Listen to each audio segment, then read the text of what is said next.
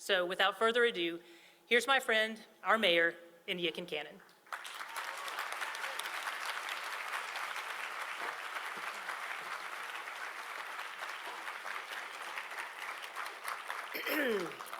Thank you for the kind introduction, Councilmember Adams. Good morning. Welcome to the Urban Wilderness Gateway Park. I love being here. It's a beautiful day in our city. Years ago, this road that we came down to was going to cut through and go all the way to Sevier County. Fortunately, the project stalled and people realized the beauty and value of these rolling foothills. Instead of just lamenting the loss of this asset, people got busy, they worked with local leaders, and they made a plan. In 2013, we stopped that unnecessary extension, and now 13 years later, we are celebrating the transformation of the space into a family-friendly gateway to over 1,000 acres of urban wilderness. I want to reiterate big thanks to everyone who made this possible, especially Mayor Madeline Rojero, who led the charge. Thank you.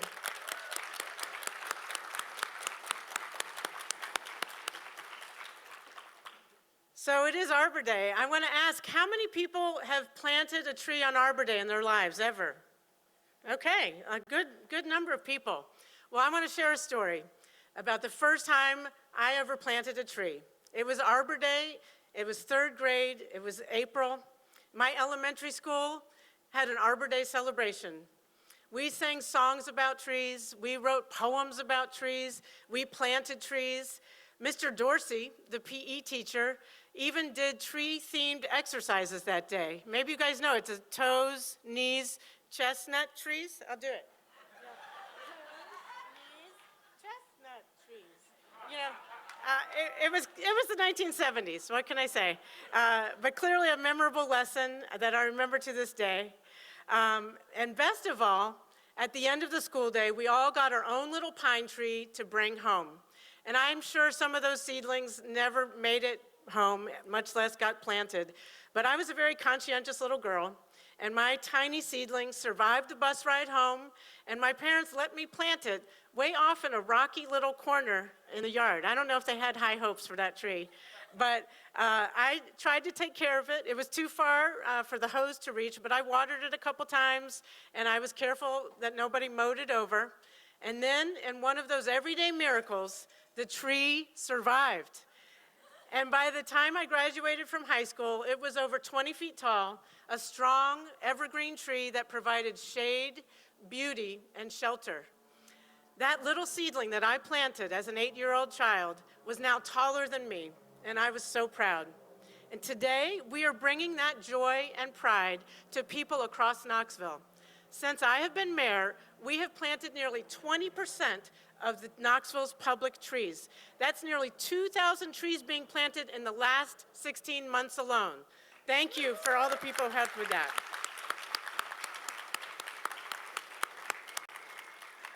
None of this would be possible without our amazing nonprofit partner, Trees Knoxville. Trees Knoxville recruits nearly 600 volunteers per year. They work side by side with Casey Krause, our urban forester. They collaborate with the Knoxville City Tree Board and many, many other partners. And our goal is for Knoxville's tree canopy coverage to reach 40% by 2040. And we are doing that by concentrating on 3 simple things: more trees, better trees, and trees for all.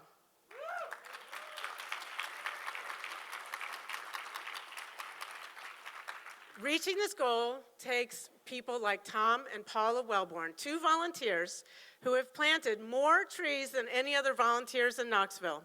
Tom co-founded Trees Knoxville, and Paula helps plant and maintain trees in North Knoxville, one part of town that needs more trees to protect us from extreme heat. Would Paula, Tom, Casey, and everyone with the Trees Knoxville Tree Board, anyone who's volunteered and planted a tree in the last couple years, please stand up to be recognized. Thank you for all that you do for our city.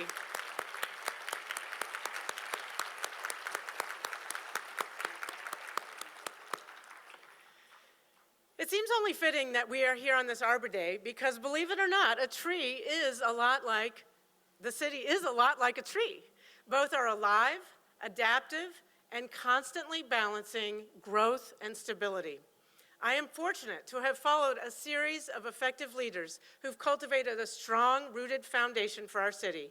So to Mayor Rogero, Mayor Dan Brown, Mayor Bill Haslam, Mayor Victor Ash, and to all of my predecessors, thank you for your steadfast leadership and helping our city weather some pretty big storms. Thank you.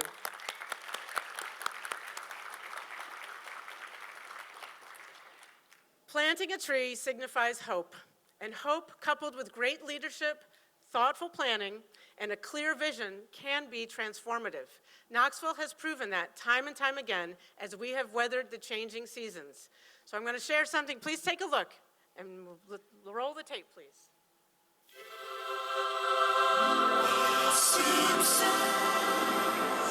30 years ago, our scruffy little city was the butt of a joke on an episode of The Simpsons. So, it's a choice between Disney World and Knoxville. Knoxville! Knoxville! Knoxville! I concur. Fast forward to today. The Sun Sphere is still standing. Downtown is bustling 7 days a week.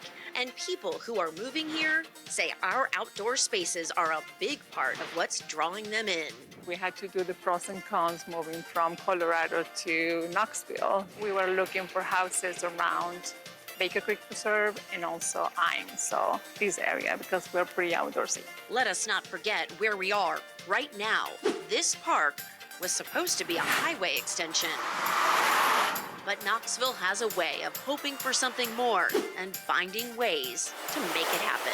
Think about what the urban wilderness has been for our community and bringing people in from all over the country and the world, for the recreational aspect. Trees are part of the urban wilderness. And I always say people probably aren't going to want to go mountain biking if we didn't have any trees out there. I know that when we saw plans, we were all incredibly obviously excited. It's a very special privilege to have such development. Also, the excitement of the quality of the design and sort of the uniqueness and the thought that was going into sort of every aspect and every phase. The neighborhood has been jazzed, and now that it's finally come to fruition, it's really special. It's pretty awesome. So, you might be asking, what's around the corner?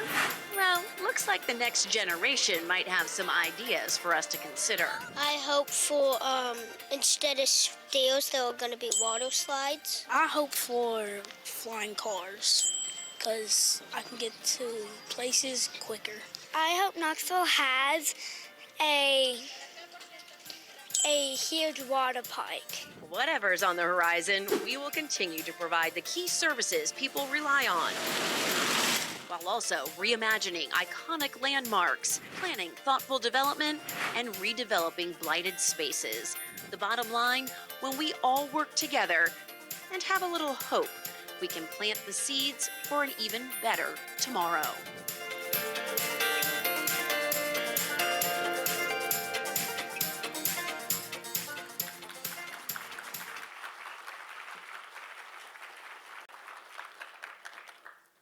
Thank you to the comms team for putting together that fun video.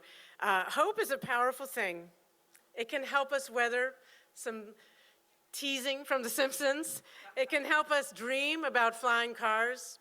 And hope can also help us focus on what really matters, even during turbulent times. Right now, there's a lot of uncertainty in the global economy, and of course that affects local government too. We must be good stewards of taxpayer dollars now more than ever. As gas prices spike, we are spending nearly $7,500 more a day to keep our police, fire, CAT buses, and public service vehicles on the road.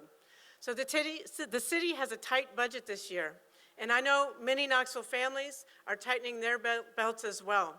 So I'm glad to say that my budget proposal covers all essential services without raising taxes.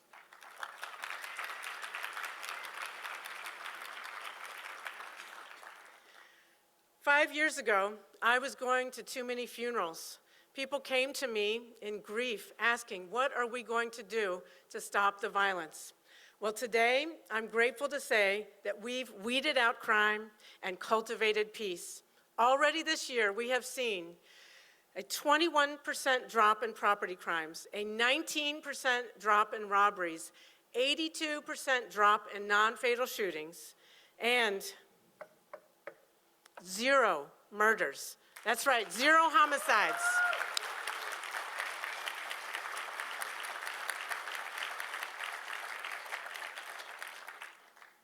KPD is fully staffed for the first time in years. It's really good news.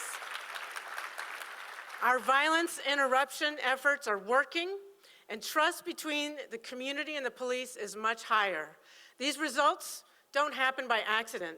It's been an ongoing collaborative effort by many. So would everyone here today from KPD, the Office of Community Safety and Empowerment, and our community partners, please raise your hands so we can appreciate you for saving lives of the people of Knoxville. Raise your hands if you've been part of this.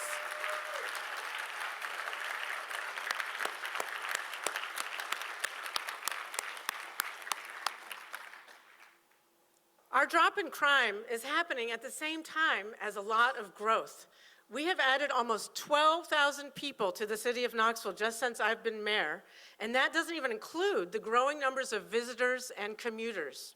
So to keep our growing city safe and to avoid stretching our officers too thin, this budget proposes to add 5 new police officers to the force. This would be the first time we've added to our police force in modern history.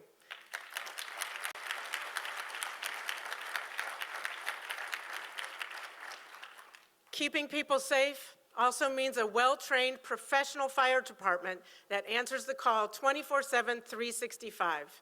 Heart attacks, overdoses, swift water rescues, fires, hazmat spills, trench rescues, whatever your emergency, our firefighters are there to save lives. To answer those calls, our firefighters need top-notch equipment. So I'm proposing close to $1 million for new life-saving radios and defibrillators. Our firefighters also deserve modern living quarters. Later this year, we will open the new Burlington Fire Station, the first new fire station in over 50 years.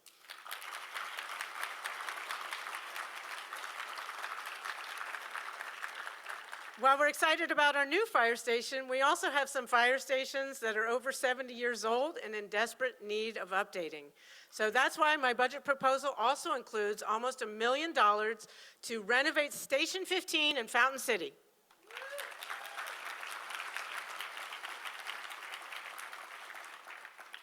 I'm so proud of the huge strides we've made reducing violent crime in our city, and we have to be just as zealous in our efforts to reduce fatalities from roadway crashes. Our goal is 0 fatalities on city streets by 2040. Since 2023, we have seen a 31% reduction in traffic-related deaths, and we are going to keep driving that number down. This budget contains $1.6 million that will go directly to our Vision Zero initiatives, things like sidewalk repairs, ADA curb cuts, traffic calming, speed cameras in school zones, and more. And that is on top of nearly $10 million for paving, maintaining roads, sidewalks, and signals across the city. Whether biking, walking, or driving, everyone should be able to move around Knoxville safely.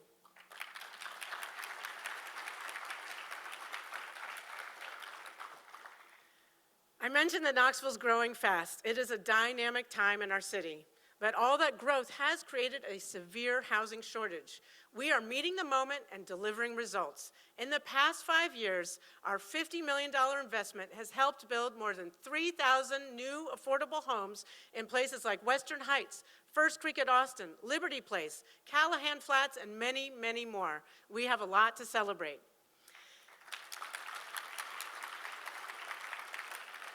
3,000 is a big number and represents hope and a home for thousands of new Knoxville neighbors. Rosa Pascal is one such neighbor. In 2023, a storm damaged her home beyond repair.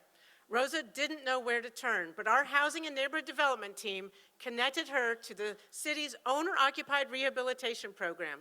That gave Rosa access to money and contractors to completely rebuild her home from scratch. Rosa got to pick out her new appliances, cabinetry, and a beautiful purple color for the interior of her walls. So after years of struggling and worry, Rosa cut the ribbon on her brand new home this past fall. Rosa, we're so glad we could help you rebuild your home right in the neighborhood where you have so many special memories. Thank you.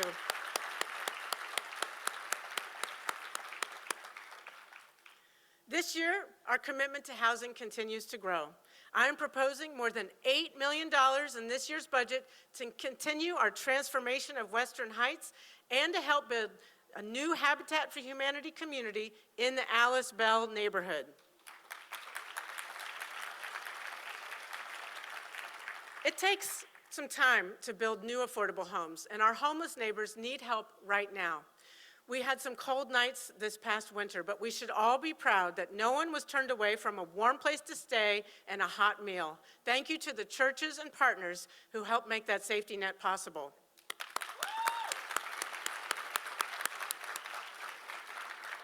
My budget dedicates $2 million to homelessness prevention, including $500,000 towards warming centers and more support for the Joint Office of Housing Stability.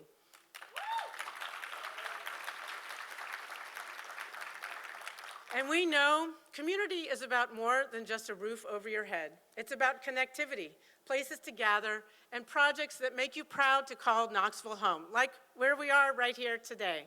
This past year, we opened Covenant Health Park, we completed major improvements at Augusta Quarry, and we reopened the Gay Street Bridge to bikers and walkers. Yes, I think that all deserves applause. This past year, we also had hundreds of people across the community help create and adopt a Parks and Rec master plan. This budget is the first step to turning that plan into a reality. So even though we lost a huge federal grant, we are still pushing forward with connectivity projects in East Knoxville. That includes money to do a First Creek Greenway connection and dedicated protected path across the James White Parkway Bridge. So thanks also to Legacy Parks and Pete Clausen, the long-awaited Rails to Trails project is finally happening. And this budget includes a bigger contract for the Appalachian Mountain Bike Club, who's going to help us maintain those trails, build out the G&O path, and maintain the trails here in the urban wilderness and Sharps Ridge. So thanks for everybody making those connections possible. We love being a trail town. You heard those kids in the video. As we head into the hot summer months, and I'm a little bit hotter than you guys in the sun here, but I'm already thinking about the summer. They would love to have water parks, water slides, things to keep cool. So we may not be able to swing that, but I am proud to announce that this budget includes design money for a splash pad at Victor Ashe Park.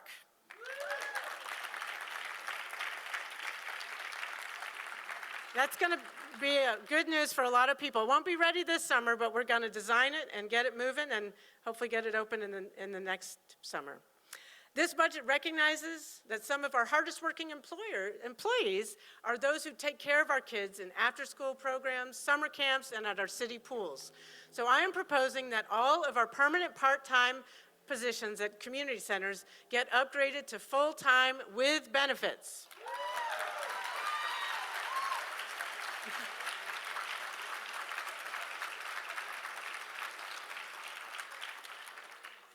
While we're talking about parks, I also want to say that my proposed budget reflects our commitment to Chilhowie Park. We are excited that the Muse is going to go into the Jacob Building later this year, and this budget includes significant investments for Zoo Knoxville. And as promised, I'm proposing $2 million for capital improvements at Chilhowie Park, hiring 4 new public service workers to update this historic gem from a rental venue to a park that's open to the public, same as our other parks.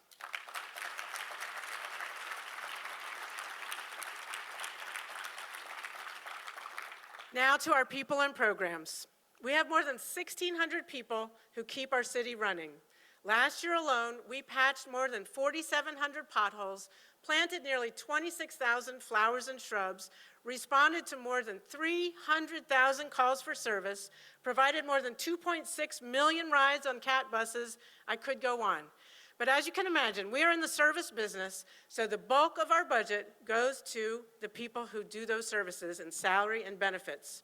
In 2022, we did a compensation study that led to historic raises for our employees. This budget continues to invest in competitive wages and benefits for Knoxville employees. It adds incentive pay for general government workers and funds another study to make sure that we stay competitive going forward. Paying people fairly and treating them well is not just the right thing to do, it also motivates our people to do their best for the neighbors we serve. Thank you, City of Knoxville employees.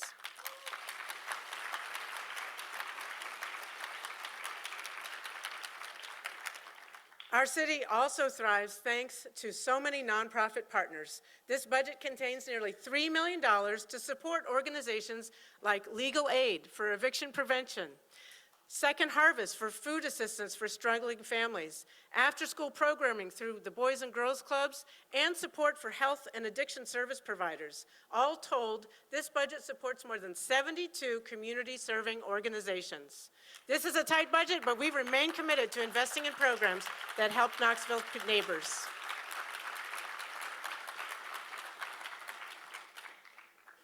Now back to some sustainability investments. On this Arbor Day, we're so thankful that our trees are here to absorb stormwater, provide shade and beauty.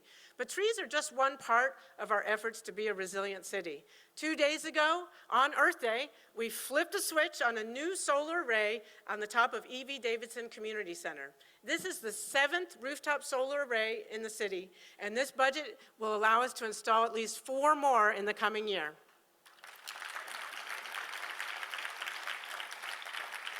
I'm also proposing $2 million in more energy-efficient upgrades to roofs and HVAC systems on city buildings. And these investments will ultimately pay for themselves by reducing utility bills while also cutting our emissions. Our city fleet has more hybrid and EVs than ever before, and that saves the city probably a growing amount, $135,000 annually and growing.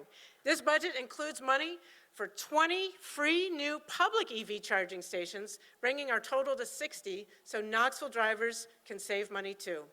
Knoxville, yep, we want to be able to save money. Knoxville neighbors deserve clean air to breathe, clean water to drink, and a healthy future. We are doing our part.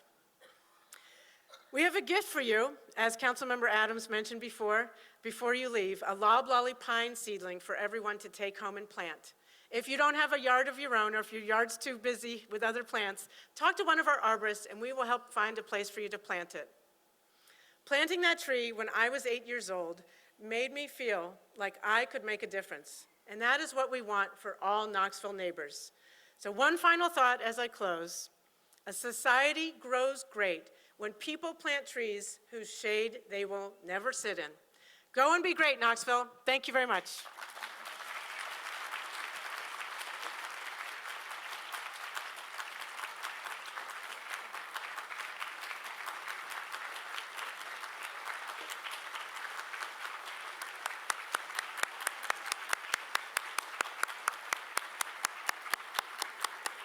Thank you, Mayor Kincannon. Thank you so much. And thank all of you for coming today. Before we close things out, I'd like to invite Father Tim Sullivan from the Church of the Immaculate Conception, who will deliver our closing remarks. Father.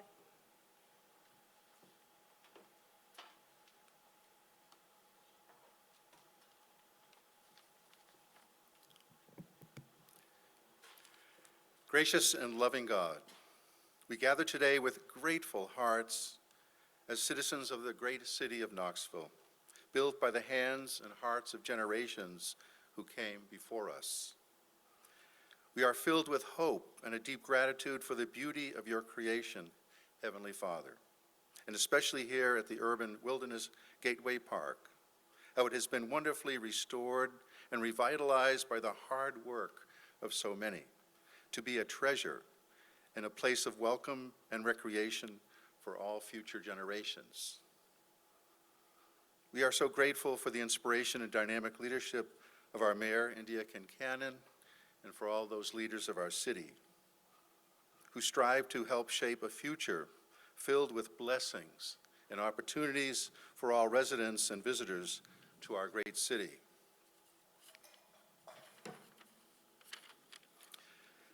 Creator and loving God, grant to all our city leaders the wisdom that seeks the goodwill of all peoples, especially those who struggle at the margins, the poor, and the homeless.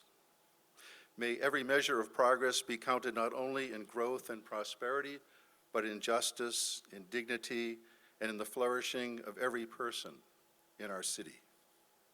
Bless those who serve in public life, who carry the weight of difficult decisions on their shoulders. Give them the courage to speak truth to have humility to listen carefully, and to the will to act for the common good. And finally, we pray for the virtues of faith, hope, and love, that they may be the centerpiece of all our efforts. It has been said that faith is how we know where we're going. Hope keeps us going, and love is how we get there. May our communal faith, hope, and love in Knoxville inspire all of us to be vessels, ambassadors of God's divine love and compassion. We ask all this in the spirit of great gratitude and hope. Amen.